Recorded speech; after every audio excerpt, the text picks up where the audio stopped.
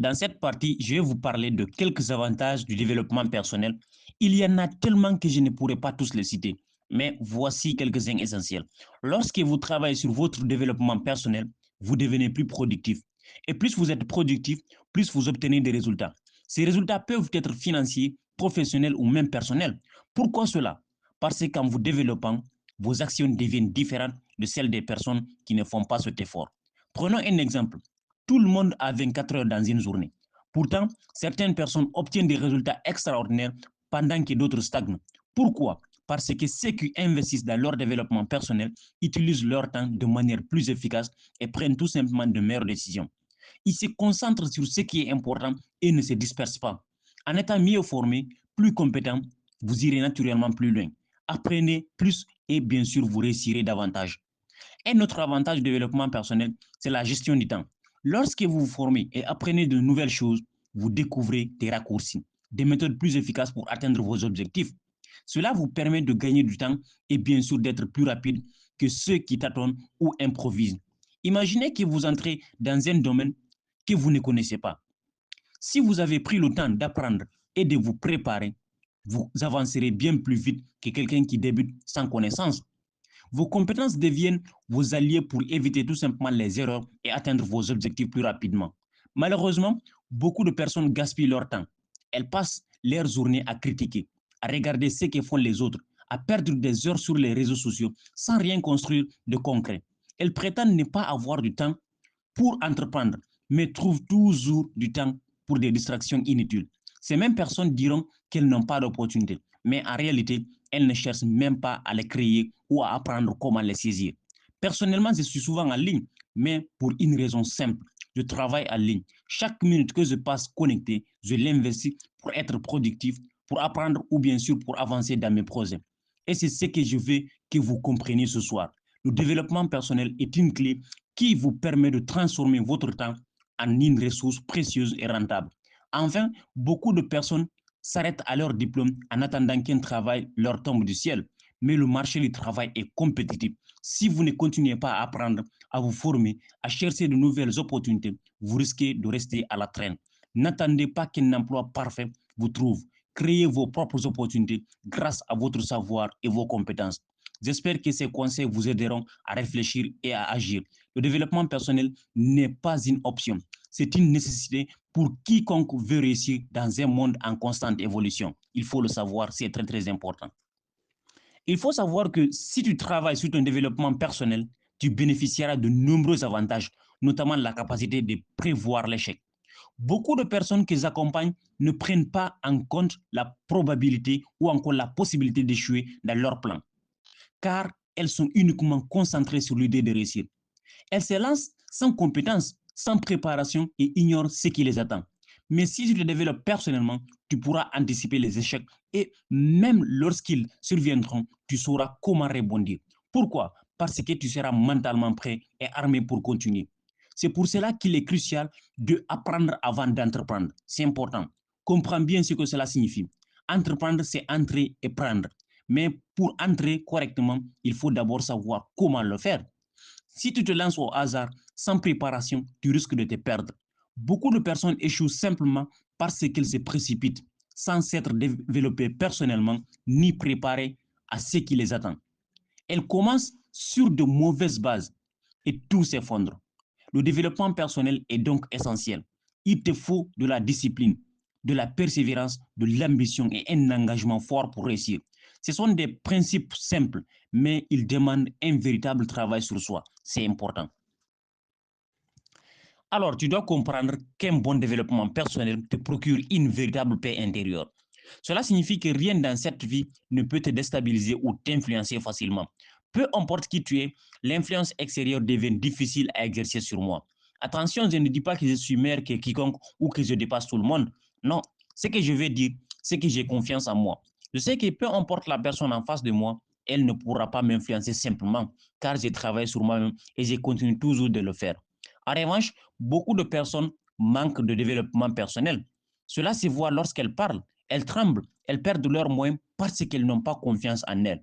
Sans un bon développement personnel, tu ne peux pas avoir de bonheur, car tu n'atteins pas la paix intérieure. Pour être réellement heureux, il te faut être bien développé à tous les niveaux. Le bonheur repose sur 3 libertés essentielles que j'enseigne souvent lors de mes formations d'ailleurs. Ces 3 libertés sont indispensables pour atteindre le vrai bonheur. Si une seule te manque, tu ne pourras jamais être pleinement heureux.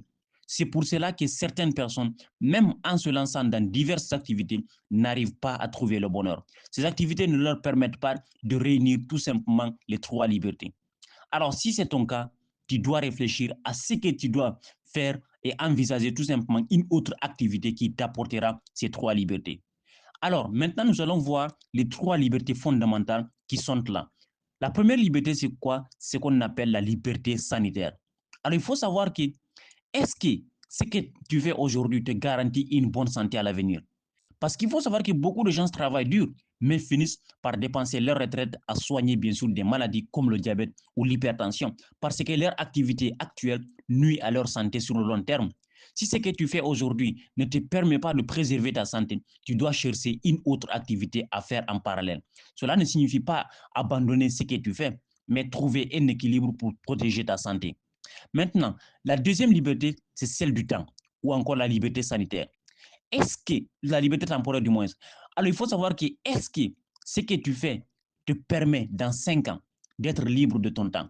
Beaucoup de personnes se retrouvent prisonnières de leur emploi ou même de leurs propres entreprises. Elles sont comptables, elles sont secrétaires, elles sont gérantes, elles sont PDG en même temps. Elles ne peuvent pas s'absenter car leur activité repose entièrement sur elles. Maintenant, pour savoir si tu es libre, pose-toi cette question simple. Si je m'arrête de travailler, mon entreprise ou ma source de revenus continueront-elles de fonctionner?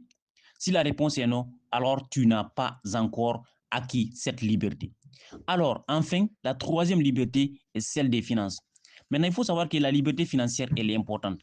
Si tu es en bonne santé et que tu as du temps, mais pas d'argent, tu ne peux pas profiter de la vie. Beaucoup de gens sont dans cette situation. Ils manquent d'argent parce que leurs activités ne permettent pas tout simplement d'en générer suffisamment ou durablement. Pour être libre financièrement, il faut bâtir une activité qui puisse prospérer même sans ta présence constante. Alors, si tu ne réunis pas ces 3 libertés, tu ne pourras jamais atteindre le bonheur véritable. C'est pourquoi il est important de réfléchir à ce que tu fais aujourd'hui et de chercher des solutions pour intégrer ces libertés dans ta vie. C'est très, très important. Alors, prenons l'exemple de la liberté financière. Elle signifie atteindre un niveau où l'argent n'est plus une source de préoccupation. C'est arrivé à un point où, lorsqu'une dépense se présente, comme acheter une maison ou encore une voiture à 200 millions de francs CFA, à 100 000 dollars, tu te dis, ce n'est rien, c'est le minimum. Voilà ce que c'est la liberté financière. Maintenant, pose-toi cette question. Est-ce que ce que je fais aujourd'hui me permettra un jour d'être financièrement libre? Moi, personnellement, oui. Pour beaucoup, la réponse est non. Malheureusement, certaines personnes, avec leur salaire ou activité actuelle, même s'ils multiplient leur revenu mensuel par 40 ans, et cela reste insuffisant pour parler de liberté. Quand on parle de liberté financière, on parle en réalité de milliards. Maintenant, pour te donner un exemple concret, si tu gagnes 1 million par mois et que tu n'en dépenses pas un seul centime, il te faudra alors 83 ans pour accumuler 1 milliard. Cela montre bien que si tes revenus mensuels ou tes bénéfices sont loin de ce niveau, tu ne pourras jamais atteindre la liberté financière, à moins d'investir bien sûr ou de faire fructifier ton argent de manière exponentielle. Alors réfléchis bien à ceci. Est-ce que ce que je fais aujourd'hui peut me permettre d'atteindre ces 3 libertés essentielles, c'est-à-dire la liberté financière, la liberté temporelle et la liberté sanitaire? Si la réponse est non, il faut savoir qu'il est crucial de chercher des moyens pour changer cette situation. Car si tu continues sur cette voie, tu passeras ta vie à survivre plutôt qu'à vivre pleinement. Et nous ne sommes pas sur cette terre pour tout simplement survivre, mais pour vivre. Malheureusement, la société nous impose des contraintes qui nous éloignent de ces libertés. Nous vivons souvent en mode survivre au lieu de chercher à nous élever. Pourtant, en tant qu'être humain, nous avons cette capacité innée de transcender bien sûr les obstacles, car l'homme est une création divine et porte en lui la force des dieux. Il est donc essentiel de prendre conscience de cette réalité et de faire tout ce qui est nécessaire pour obtenir ces libertés, car elles sont notre véritable droit.